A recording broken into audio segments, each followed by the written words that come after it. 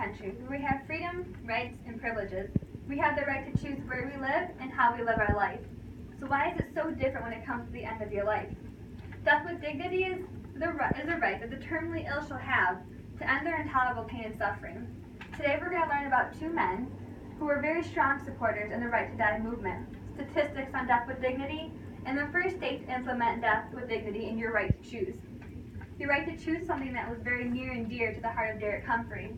In his biography, he tells us how in 1977, he helped his first wife, Jean, commit suicide after her long battle with bone cancer. Bone cancer is not only terminal, but a very long and painful suffering death and slow to kill. Derek then wrote a book about her called Jean's Way. The money from this book helped fund and start the Hemlock Society in 1980. After that, he wrote another book called Let Me Die Before I Wait, selling 25,000 copies a year for the next 10 years. The money from the Hemlock Society was able to back the ballot initiative's campaign for physician-assisted suicide in the states of California, Washington, and Oregon. Another man who is considered to be the face of the Right to Die Act is Dr. Jack Kevorkian.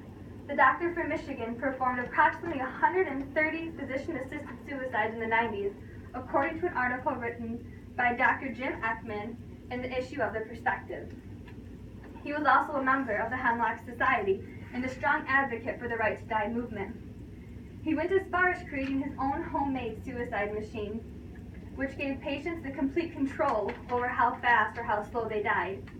This machine either injected you with a lethal injection, killing you, or you die by carbon monoxide. He ended up serving 8 years in prison after he killed a patient who was too weak to do it himself. He was released from prison in 2007 with the understanding that he was never supposed to help another patient or practice medicine again, and ended up passing away in 2011. A common concern that many Americans have is the already high epidemic of suicide, and that this is going to increase the amount of suicides we have in the United States. However, in Oregon's Public Health Division, since the conception of Death with Dignity Act in 1977, there has only been 1,545 lethal prescriptions written, with only 991 patients recording death from ingesting the lethal injection. In the year 2015, 38.6 out of 10,000 deaths were due to the Death with Dignity Act. That does not sound like numbers that is outstanding or out of control to me. We have already found a way to effectively help the terminally ill, keep it regulated, keep physicians safe and protected under medical laws, and give the patient, you, the right to choose. Just because you are given the prescription does not mean you have to take it, which is what the numbers clearly already show. People just want the choice. It's not up to the doctor, it shouldn't be up to a doctor, to decide when you are in enough pain. Everyone's different. You know when you've had enough. There are many rules and regulations in place to prevent this from becoming something that is out of control.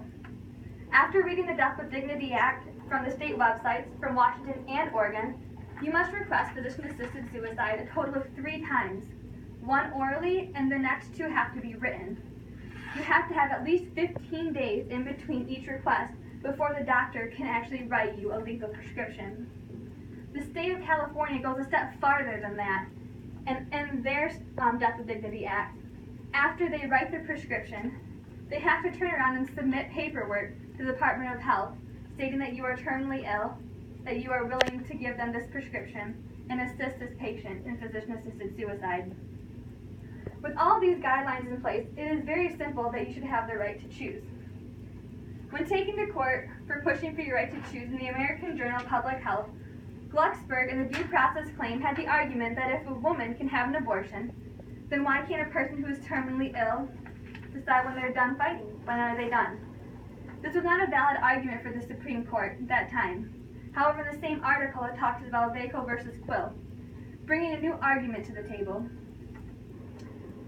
They want to know, why is it completely acceptable for a patient to have a DNR, a do not resuscitate, or the right to refuse treatment? What is the difference between refusing treatment and ending treatment and wanting to not have to take any more medication? The Supreme Court came back in the favor of this request and denied it, saying that they have to support your constitutional right to refuse the treatment but cannot assist you in physician-assisted suicide. However, they did state that each individual state is able to turn around and make their own choice on whether it is right or wrong to do this. Then we come to the word dignity, and the word "and death with dignity" is something that is different to each individual person. Some people look at death with dignity as only being for certain people who lived a good life and should die the same way. Other people look at it as being put down like a dog, which are two very different perspectives that you can have to look at the situation. These are both talked about in the Journal of Medical Ethics and what really is dignity. When I think about death with dignity, I think of someone who has exhausted all their options in their will to live and doesn't want to live their last days as a vegetable. They will be in so much pain, the hospice doctors are going to sedate you. You're not going to be able to spend time with your family or be able to be with your loved ones. You're going to be laying in bed, not being able to be with your family. You have organizations like Compassion and Choices where you can receive counseling for you and your family during your decisions with death with dignity. They founded the first national end-of-life consult program for you and your families, and they became a voice for different legislators, Congress, court, and medical communities. You can visit them at their website, compassionandchoices.org, to learn more about what they do for you in the community. After hearing about Derek Humphrey, Dr. Kiovriak, and some statistics with dealing with death with dignity and your right to choose. Death with dignity is a right that the terminally ill should have to be able to end their pain and suffering. Wouldn't you want to be able to end your pain and suffering and not see one of your loved ones lying there in bed racking up medical bills they're never going to be able to pay for? Who would want to live their last moments like that? And then we have for our audience,